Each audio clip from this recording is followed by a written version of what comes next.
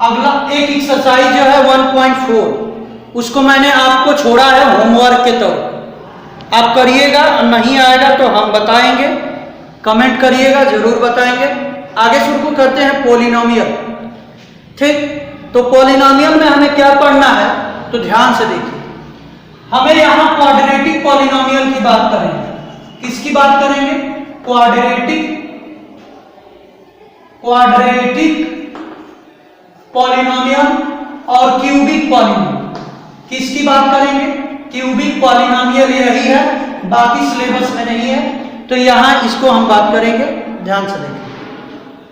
Quadratic polynomial किसे कहते हैं कि जिसकी ऐसे पॉलिनोमियल जिसकी डिग्री क्या हो, 2 हो। तो डिग्री 2 है, यानी जैसे ax² plus bx plus c, ये क्वाड्रेटिक पॉलिनोमियल है। और क्यूबिक पॉलिनोमियल किसे कहते हैं? तो ax का cube plus bx square plus cx plus d, ये आपका क्यूबिक पॉलिनोमियल है। आई होप कि आपको समझ में आ रहा होगा। ये आपका x² का कोफिशिएंट a है, x का कोफिशिएंट b है, ये कांस्टेंट टर्म है। x³ का कोफिशिएंट a है, x² का कोफिशिएंट b है, x का कोफिशिएंट c है, ये कांस्टेंट d है। तो ये है आपका क्वाड्रेटिक पॉलिनोमियल और क्यूबिक पॉलिनोमियल। अब चलते हैं ग्राफ पे, कुछ क्वेश्चन है, इसको समझ लें। ग्राफ पे ग्राफ वाइज क्वेश्चन है, जैसे कह दिया क्वेश्चन में कि एक y = px नाम का कोई पॉलिनोमियल, px मतलब होता है पॉलिनोमियल, वेरिएबल किसका होना चाहिए? x का। ऐसा कोई पॉलिनोमियल हो, कोई भी पॉलिनोमियल जिसका ग्राफ ये है, कैसा? ऐसे, ये आपका ग्राफ दिया है और कह दिया गया कि इसका जीरोज निकालिए। क्या निकालिए? जीरोज। जीरोज क्या होता है? x की जो वैल्यू होती है, x की जो वैल्यू पॉलिनोमियल को सेटिस्फाइड करता है, वो कहलाता है क्या? जीरोज। यानी x की वैल्यू वो वैल्यू जिसको पॉलिनोमियल पे रखने के बाद वो पॉलिनोमियल जीरो आ जाए, तो उसको हम कहेंगे जीरो। क्या कहेंगे? जीरोज। आई होप कि आपको समझ में आया। ठीक, तो अब ध्यान से देखो कि जीरोज कैसे ग्राफ में निकालेंगे, ग्राफ में कैसे पता करेंगे कि जीरोज कौन सा है। तो ध्यान से देखो, ये x दिया है ना, तो x एक्सिस को वो ग्राफ कितनी बार कट किया है या टच किया है, कट किया हो या टच किया हो, उसको कहेंगे उतनी बार जीरोज। देखो कितने बार, 1 2 3 बार कट किया है, इसलिए इसके जीरोज कितने होंगे? 3। तो जीरोज कितने होंगे पैरेलल? 3। अगर यही ग्राफ ऐसे दे दे,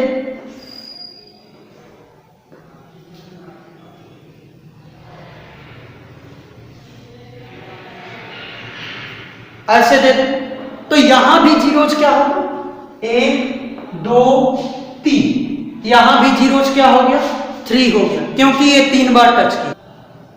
ठीक, तो ये हो गया जीरोज। अगर मान लेते हैं कि क्वेश्चन को थोड़ा सा घुमा दिया, क्या? क्वेश्चन को थोड़ा सा घुमा दिया और कह दिया कि लो x बराबर py कर दिया, अब कह दिया कि ये आपका ग्राफ,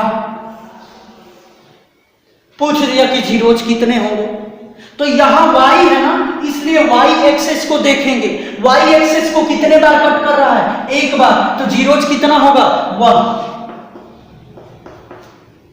1 जीरोज होगा। ठीक, 1। अगर 2 बार कट करता तो 2 जीरोज होता। आई होप कि आपको समझ में आ गया। एक क्वेश्चन ग्राफ से रहेगा, ठीक, ग्राफ बना के दे देगा और ये दिया रहेगा कि x = py, y = px, और कह देगा कि कितना जीरोज है। अगर यहाँ x है तो x एक्सिस को जितनी बार कट करेगा वो जीरोज होगा, अगर y है तो y एक्सिस को जितनी बार कट करेगा वो जीरोज है। ठीक, अब हम चलते हैं, क्या पूछता है, कैसे फाइंड करते हैं जीरोज। फाइंड जीरोज, जीरोज निकालेंगे और वेरीफाई करेंगे। क्या करेंगे, वेरीफाई। जीरोज कैसे निकालते हैं तो ये आप क्लास 8-9 में ही पढ़ चुके हैं, और वेरीफाई करना है तो यहां समझते हैं कैसे होगा। तो हम पढ़ेंगे verify, find the zeros and verify. देखो कैसे करते हैं। मान लेते हैं हमारे पास कोई क्वेश्चन है, ले लेते हैं 4s², ठीक, plus 4x² plus 4x plus 1। तो चाहे ऐसे पहले समझो, जैसे मान लेते हैं px = हमारा हो गया ax² plus bx plus c, ये पॉलिनोमियल है। अब हमें जीरोज निकालना है, तो जीरोज के लिए क्या करते हैं, लिखते हैं फॉर जीरोज के लिए क्या करते हैं कि px की वैल्यू क्या कर देते हैं, 0 कर देते हैं। यानी कहने का मतलब ये हुआ कि ax² plus bx plus c बराबर हमने 0 कर दिया। 0 कर दिया तो यहाँ क्वाड्रेटिक फॉर्म इक्वेशन हुआ, क्वाड्रेटिक इक्वेशन को सॉल्व करेंगे, और क्वाड्रेटिक फॉर्म में हुआ तो इसको सॉल्व करेंगे, इसका इसमें गुणा करते हैं और इसका 2 भाग करते हैं, b आता है, सॉल्व करते हैं, x की वैल्यू निकल जाए। मान लेते हैं कि x की वैल्यू अगर x की वैल्यू एक अल्फा आ गया, एक x की वैल्यू बीटा आ गया, तो ये हमारा जीरोज हो गया। अब वेरीफाई में क्या करेंगे, वेरीफाई में तो ध्यान से देखें, वेरीफाई में यही होता है कि अल्फा और बीटा जो जीरोज लाए हो उसको जोड़ोगे तो -b/a के बराबर होगा, और अल्फा बीटा अगर मल्टीप्लाई करते हैं तो c/a के बराबर होगा। ये वेरीफाई है। b का होता है coefficient of x minus coefficient of x upon coefficient of x², और ये c/a कांस्टेंट टर्म होता है बटा कोफिशिएंट ऑफ x²।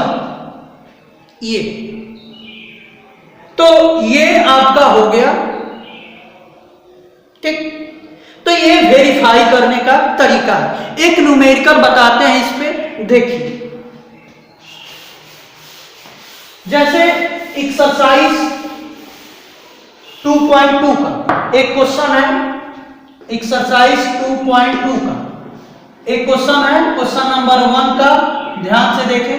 p दिया है 4s² प्लस 4s प्लस 1, ये दिया है।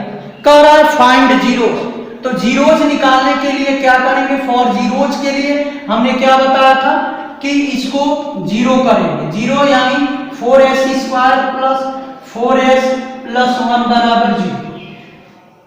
अब क्या करेंगे, इसका फैक्टराइजेशन। तो ध्यान से देखो, 1 का इसमें गुणा करते हैं, 4 1 जा 4, 4 का ऐसा 2 भाग करते हैं कि जोड़ने पे 4 आ जाए और गुणा करने पे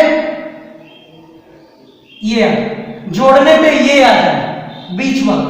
तो 2 × 2, 2 और 2 जोड़ेंगे तो 4 आ गया, 2 में 2 का मल्टीप्लाई करेंगे, तो यहाँ 4s² plus 2s plus 2s plus 1 बराबर 0।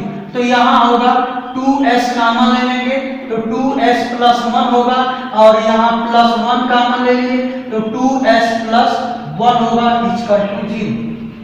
तो 2s प्लस 1 एक क्वेश्चन में और एक क्वेश्चन में 2s प्लस 1 इक्वल टू 0 होगा। अब यहां से क्या करेंगे, निकाल लेंगे। इफ 2s प्लस 1 बराबर 0 तो s बराबर क्या होगा, -1/2।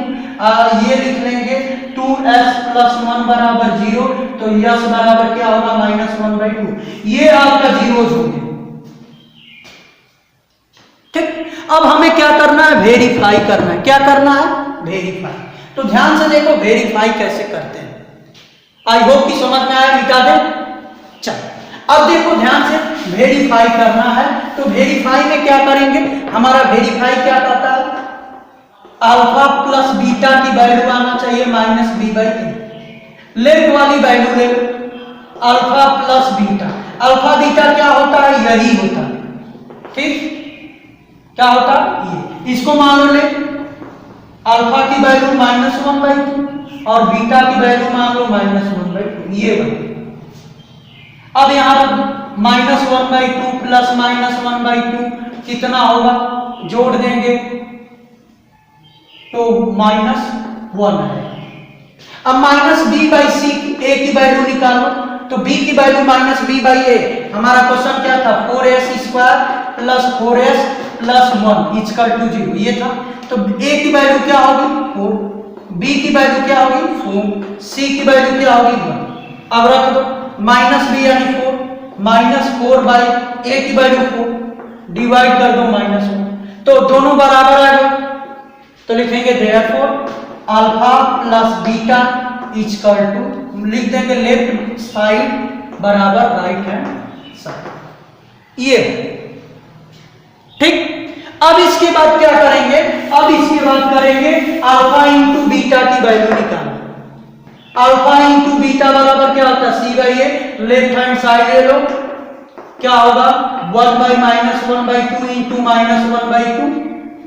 अरे भाई अल्फा इंटू बीटा है ना, तो -1/2 इंटू -1/2, सॉल्व करेंगे तो 1/2 कितना हो जाएगा 1/4 प्लस c/a की वैल्यू निकालो। c/a की वैल्यू क्या होगी, c/a की वैल्यू ध्यान से देखो, c की वैल्यू क्या 1 और a की वैल्यू, तो क्या हो गया लेफ्ट हैंड साइड बराबर राइट हैंड साइड, तो ये हमारा वेरीफाई है। तो आज के लिए बस इतना, ठीक, धन्यवाद। स्क्रीनशॉट ले सकते हो, हट गए, ठीक, बाकी कल।